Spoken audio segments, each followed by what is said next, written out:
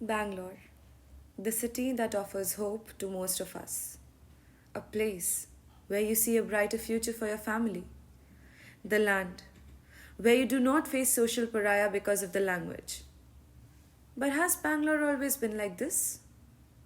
Was it often so welcoming to its migrant? What makes Bangalore an ideal place for people who have no or little prospects back in their homeland? We explore different facets of Bangalore being quintessential city for the migrants through this documentary. Why Bangalore? Walking through the slums of Bannerghatta, we came across a number of people who shared their stories of poverty, grief, love, and survival.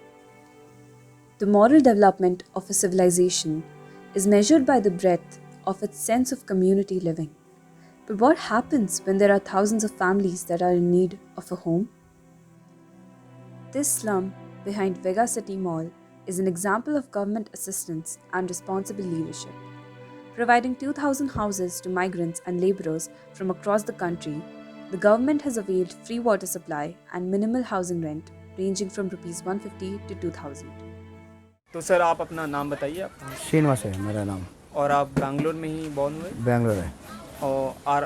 ये community का आप head है? हाँ, ये 5 years के इधर एक committee है मेरा। थोड़ा ये मेरा घोड़ा ने सभी इधर का लीडर है और एक आदमी है कुप्पा इसका। यहाँ पे जो लोग हैं वो लोग वोट देने जाते हैं, जैसे जो बाहर से लोग आते हैं, क्या वो अपने घर वापस जाते हैं या फिर उनको यहाँ की नागरिकता मिल चुकी है जो वो वोट देने जाते हैं यहाँ पे? ये 50% 60% इधर ही परमानेंट है ना, उसका वोट है। और बाहर आए तो उसका है वो रेंट के आता है ना, और रेंट के ऐसे जाता है अभी उसका है। 60% इधर ही रहने वाले को है वोट, सभी रेशन कार्ड भी है, सभी है।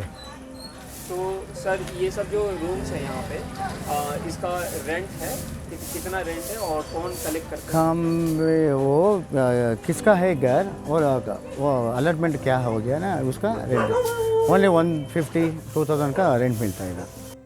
On the flip side of this narrative, we can see a family of 7 paying the rent of Rs 3,000 per month for a roof over their heads, but can barely afford to save any money for the future of their kids. Despite the fact that her family is from the north of India, they do not feel discriminated against here and are grateful about the inclusivity this city has to offer. But migrant discrimination isn't the only one to exist in our society today. Aunty आप मुझे बताइए आपका नाम क्या है? सुनीता देवी। सुनीता देवी जी, तो आप यहाँ पे बैंगलोर में कब से हैं? साल भर हो गया। साल भर हो गया। और आप कहाँ से आई हैं? जिला दरभंगा से। दरभंगा से। तो ऐसा सुनीता जी आप यहाँ पे मतलब क्यों आई, कैसे आई, और यहाँ पे आप जो रहती हैं वो आपका कैसा, मतलब जो रहने का माहौल है वो कैसा है आपका? ये तो भाड़ा पर लेके रहता है, 3,000 रुपये भाड़ा लेता है। अच्छा, और आए कैसे आप, मतलब?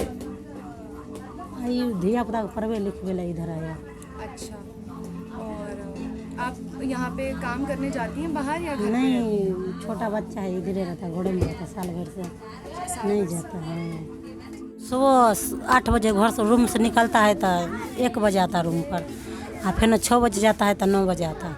अच्छा, और जब आप बिहार दरभंगा में थे उससे और अभी आपका वहाँ आपका ज़्यादा बेहतर था या आप यहाँ पे ज़्यादा बेहतर आपको लगता है? इधर उधर लगता है अच्छा, धिया पुता के चलते हैं इधर आया, फिर 1 तारीख के गाँव जाता है, 1 के जाता है गाँव।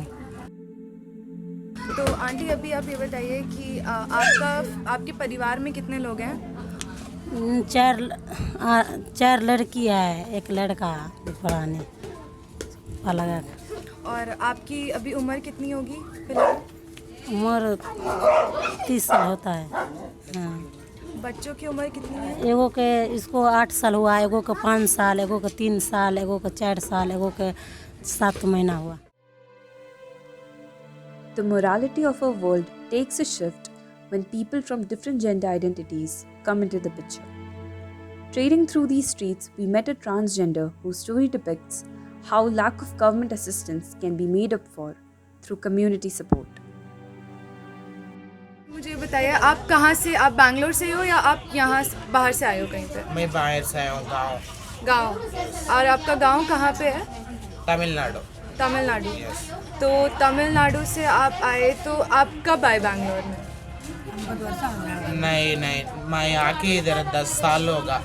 हम लोग एक ट्रांसजेंडर, हमें भीख मांगने के लिए जाता, उतना अच्छा काम करती, वो तो भी काम भी वो कुछ नहीं। हमें ट्रांसजेंडर मैं घूमने के लिए जाती, घूम के आती हमारे घर पे अच्छा काम करके। बेंगलुरु बहुत अच्छे है जगह। 10 रुपये देने के लिए हमें जाके रोड पे जाने वाले आने वाले के लिए आके मांगती, उतना चाहिए। सरकार पूरा कोई नहीं दिया, कुछ नहीं बात करे, उतना चाहिए। हमारे पेट को हमें हाथ छोड़ के हमें भीख मांग के हमें खा के सो जाते, उतना चाहिए। फिर रहता बा हमें एक ही जना, हमें आज वाला बाज वाला घर वाली को क्या क्या देता वो अच्छी लेती, उतना फिर सरकार बड़ी वाली छोटी वाली कोई नहीं देता। When one moves to a new city, it is the hope they carry in their hearts that makes them feel like they belong in this new world. But what happens when the hope dies? What do you do when you lose a child? मेरा नाम मजहर साहब, हमारा पावड़ा ताल्लुक वही नुस्कोटा होबड़ी। वहाँ से मैं यहाँ का को तकरीबन 20 पर 8 साल हुआ बेंगलुरु गया के। क्या तो काम काज क्या तो भी रहा तो हमें गांव को जा सकती, शादी मेज़बानी वैसे क्या तो रहा तो सदमा हुआ तो भी मौते को लेकर वहाँ को गाँव को चल जाती है। सिर्फ करने खाने ही होता जहाँ क्या हमना रहने घरना है, भाड़े को ही तो हमें 7,000 रुपये भाड़ा, 1 लाख रुपये एडवांस। मुझे 8 बच्चे में 2 बच्चे इंतकाल हो गए। एक परसों एक बच्चा है नहीं तो बड़े सामने ये गाड़ी में जाते समय, छोटी गाड़ी में जाते समय कीड़ा मार को यानी ठीक हो, ये रगा इकट्ठा हो जाको ब्लड ऊपर चढ़ जाको हैदराबाद को ले गए, वहाँ से आ लगा इंतकाल हो गया। 3 बच्चे वाला बाप ने, 2 भाई को बच्चे, एक मर्द बच्चा उससे।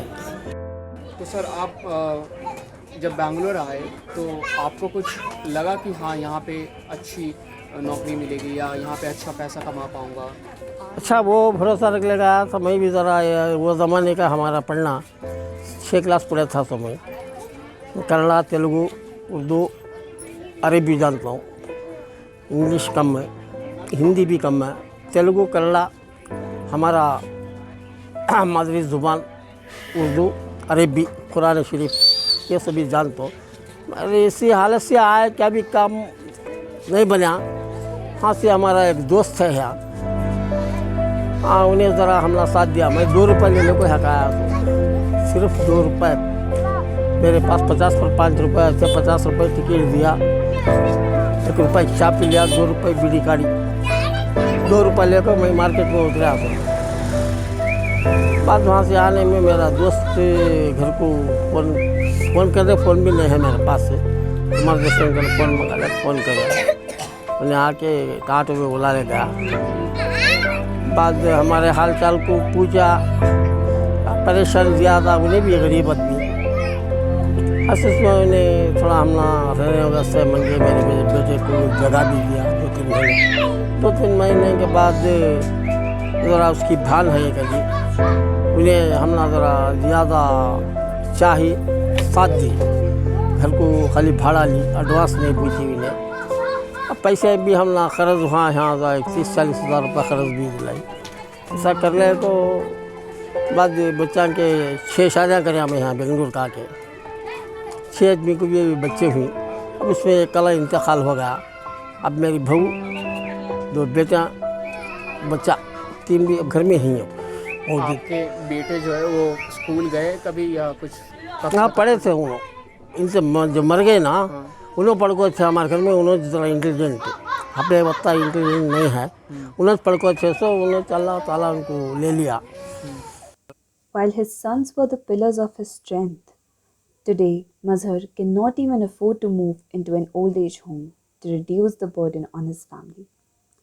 And so he waits, because waiting is a painful comfort that demands no acceptance of any fact or future, but allows us to retain even the smallest possibility of hope.